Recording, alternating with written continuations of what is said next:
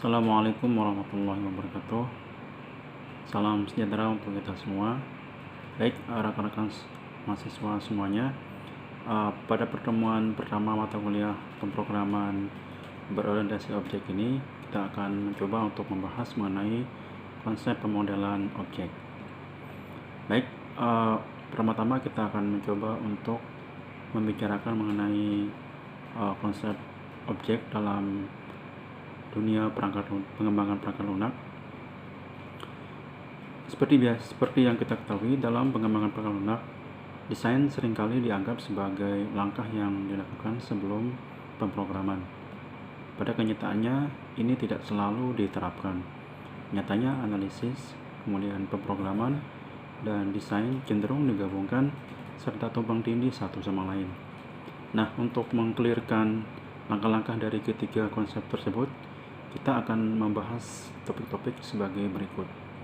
Yang pertama itu, apa itu pemrograman berorientasi objek. Kemudian yang kedua itu, apa perbedaan antara desain berorientasi objek dan pemrograman yang berorientasi objek. Kemudian yang ketiga itu, bagaimana sih prinsip dasar dari desain berorientasi objek.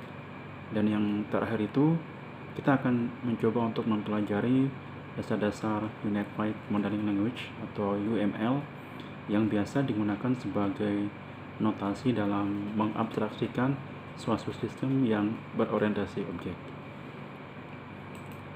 Baik, yang pertama kita coba untuk pengenalan mengenai konsep berorientasi objek. Mungkin semua orang tahu ya apa itu objek, yang dalam hal ini merupakan benda nyata yang bisa dirasakan dan bisa dilihat serta bisa dimanipulasi. Seperti dalam kehidupan nyata kita bisa contohkan seperti manusia, mobil, mainan, dan lain-lain. Nah, definisi objek dalam pengembangan perangkat lunak ini tidak terlalu berbeda dengan konsep objek dalam dunia nyata.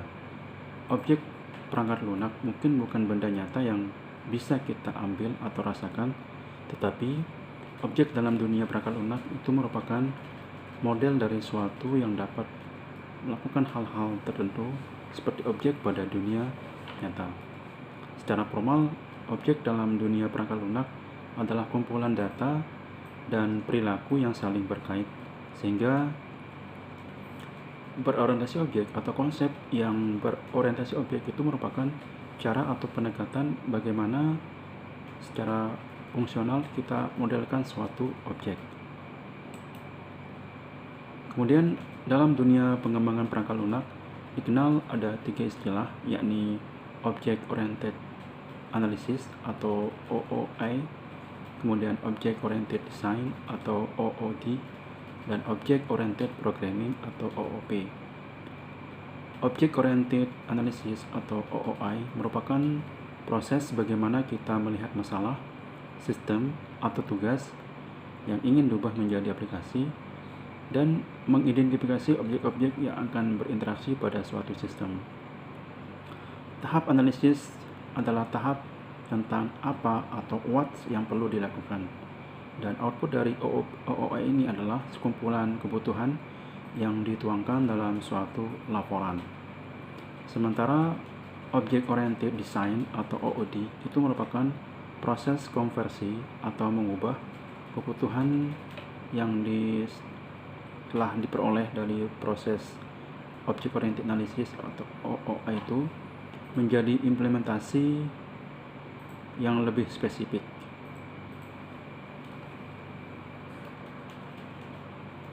Dalam hal ini, perancangan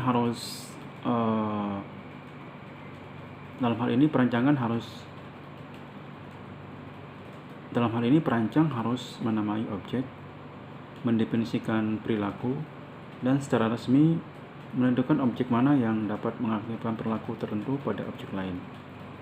Tahap desain ini menekankan pada bagaimana atau hal-hal tersebut akan dilakukan. Kemudian output dari tahap desain adalah spesifikasi dari implementasi, yakni jika kita menyelesaikan tahap desain dalam satu langkah, kita akan mengubah persyaratan yang ditentukan selama analisis berorientasi objek menjadi suatu kumpulan kelas dan antarmuka yang dapat diimplementasikan dalam bahasa yang mendukung pemrograman berorientasi objek. Sedangkan Object Oriented Programming atau OOP itu merupakan suatu proses konversi atau bagaimana cara kita mengubah desain yang didefinisikan secara sempurna menjadi program komputer yang mampu bekerja sesuai dengan permintaan customer pada awalnya. Baik, sekarang kita coba untuk masuk ke konsep objek dan kelas. Jadi objek itu sendiri merupakan kumpulan data dengan perilaku yang saling berkaitan. Kemudian bagaimana cara kita membedakan jenis objek? Dalam hal ini kita ambil contoh misalnya itu apel dan jeruk yang sama-sama objek. Untuk memfasilitasi contoh ini kita dapat mengasumsikan bahwa apel itu nanti akan kita masukkan ke dalam tong, sementara jeruk itu nanti akan kita masukkan ke dalam keranjang. Sehingga dalam hal ini kita mempunyai 4 objek, yakni apel, jeruk, tong, dan keranjang. Dalam pemodelan berorientasi objek, istilah yang biasa digunakan untuk suatu objek itu biasa dikenal dengan istilah kelas. Sehingga dalam istilah teknis kita memiliki 4 kelas objek. Dalam hal ini kelas itu sendiri merupakan cetak biru atau blueprint atau kerangka atau prototype yang mendefinisikan variabel, data, dan metode atau perilaku. Sementara objek itu merupakan wujud nyata dari kelas dalam dunia komputer yang nantinya disimpan dalam bentuk referensi di memori. Hubungan antara 4 kelas objek yang sudah kita sebutkan tadi itu dapat digambarkan dengan menggunakan Unified Modeling Language atau UML dalam bentuk diagram kelas seperti berikut ini. Di mana dalam hal ini jeruk itu memiliki hubungan atau asosiasi dengan keranjang, sementara apel itu memiliki hubungan atau asosiasi dengan tong. Asosiasi dalam hal ini bisa ditunjukkan dengan simbol asiterik atau bintang yang berarti menunjukkan hubungannya banyak, dan satu yang berarti hubungannya hanya satu ke suatu objek tertentu. Konsep ini nanti bisa dikenal dengan istilah kardinalitas. Berikutnya kita akan membahas mengenai spesifikasi dari atribut dan perilaku. Baik, untuk atribut itu sendiri itu merupakan representasi karakter secara individu dari suatu objek tertentu yang dalam dunia OOP itu biasa dikenal dengan data. Dalam hal ini yang seperti kita angkat di contoh itu nanti kalau misalnya jeruk itu dia memiliki atribut seperti berat, kemudian kapan dia dipetik, kemudian dari kebun mana dia berasal dan sebagainya ya. Kemudian kalau yang keranjang itu nanti bisa memiliki data atau atribut seperti lokasinya mana gitu, kemudian dapat dari jeruknya itu apa saja dan seperti itu dan sebagainya. Itu kira-kira contoh dari data atau atribut dalam suatu kelas. Sementara ada lagi istilah lain dalam suatu kelas itu nanti akan bisa memiliki yang namanya perilaku atau behaviors, yakni aksi-aksi yang bisa terjadi pada suatu objek. Perilaku atau behavior itu sendiri itu bisa dilakukan oleh suatu kelas tertentu yang dalam dunia teknis OOP nanti disebut dengan istilah methods. Dalam istilah programming, method juga nanti bisa berupa fungsi sehingga bisa menerima parameter dan mengembalikan nilai.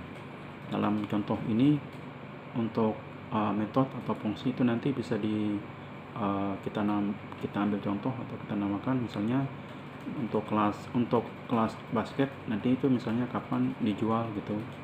Kemudian kalau untuk kelas jeruk nanti kapan dia dipetik ya. Seperti itu ya. Itu kira-kira contoh dari behavior atau perilaku. Baik, demikian untuk sekedar pengantar dari konsep Object Oriented Programming pada kesempatan kali ini. Kita nanti akan masuk ke implementasi atau bagaimana cara kita untuk mengkonvert desain yang sudah kita buat ke dalam bentuk kode dengan menggunakan bahasa Python. Sekian, kurang lebihnya mohon maaf. Assalamualaikum warahmatullahi wabarakatuh.